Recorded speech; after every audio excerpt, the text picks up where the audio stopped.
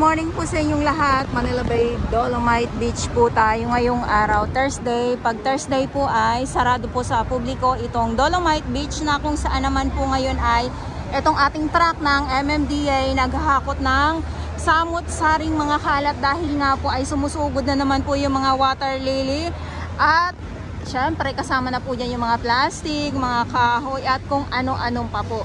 So mamaya pag napuno na po ito, aalis na po yan at babalik muli ang ating mga Estero Rangers ng DENR, nandyan sila. At yung ating MMDA at ang ating Dole Tupad naman po. DPS Mandaragat doon naman po sa Manila Yacht Club. So nandoon po sila palagi.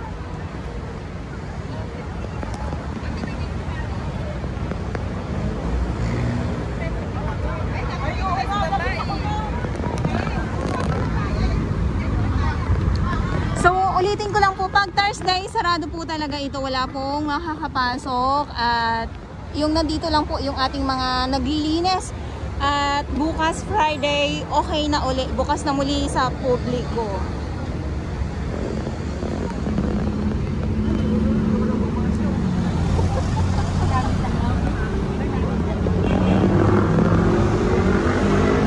At syempre, pag yung mga ganitong kuha natin ay nandito tayo sa nag-iisang tulay dito sa Dolomite Beach po sa mga hindi po nakakaalam at lalong-lalo na sa mga baguhan na aking mga viewers.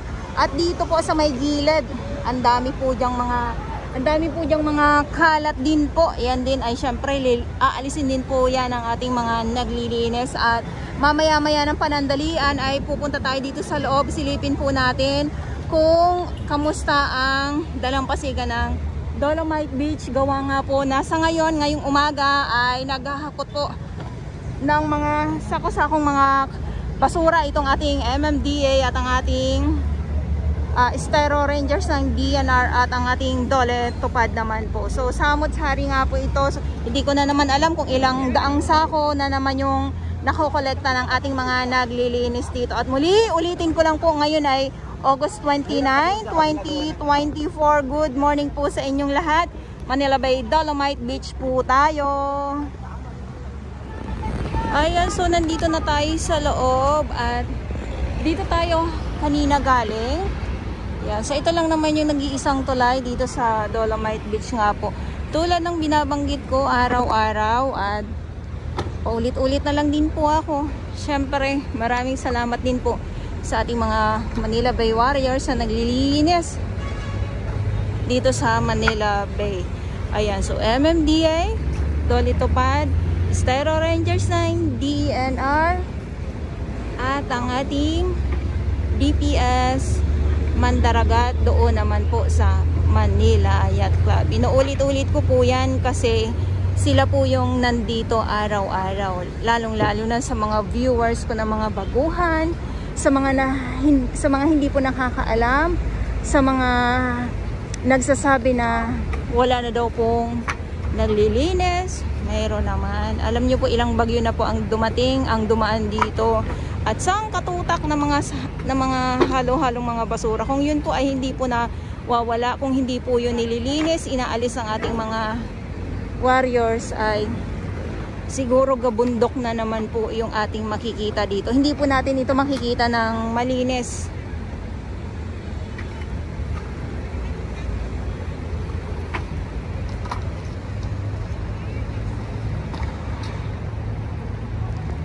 Sumuli mga kahoy,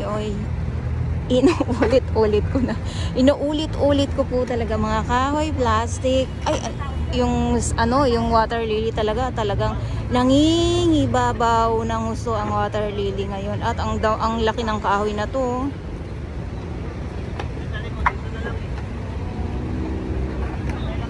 At bali tatlong truck po ito Isa yung nandoon, meron pa po doong naghahakot at eto, tapos yung nandito po, ayan.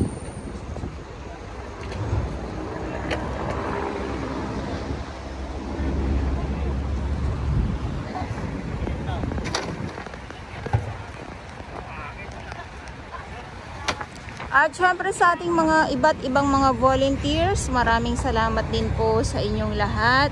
Sabi nila volunteers, meron po, hindi nyo lang po kasi sila din nakikita na naglilinis dito. Ayan. So halimbawa na yung ating mga vendors na dito, naglilinis po yan sila.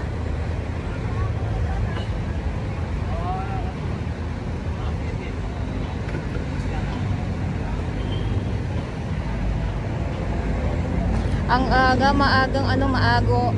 hakutan ng mga samot-saring kalat. Ay, may mga, alam niyo po, yung mga kahoy, pwede na to panggatong. Kaya lang, delikado kasi may pako.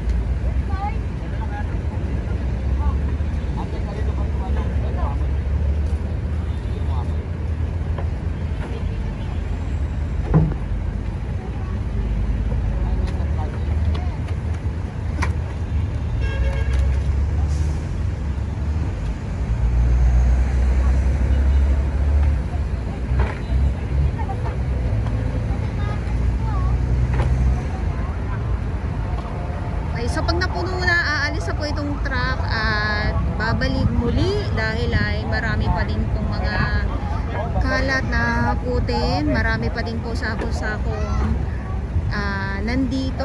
Ayan o. Aalis na nga sila kuya.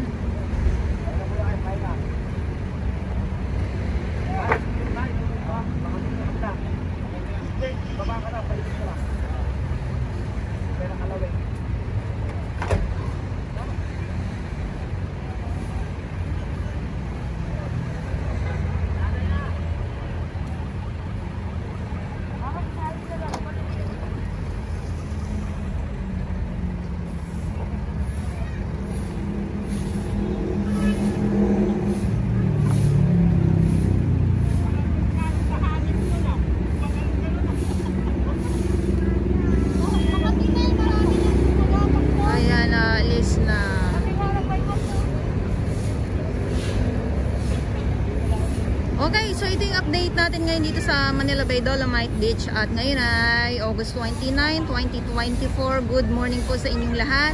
At ito nga po no, yung ating mga MMDA at ang ating mga Estero Rangers ng DENR, Tupad, DPS Mandaragat muli. Ulitin ko doon po sa Manila Yacht Club. So nandito na naman po sila, araw-araw po yan.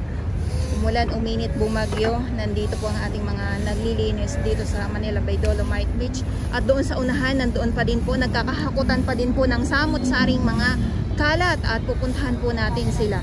At dito naman po yung truck, ganun din po.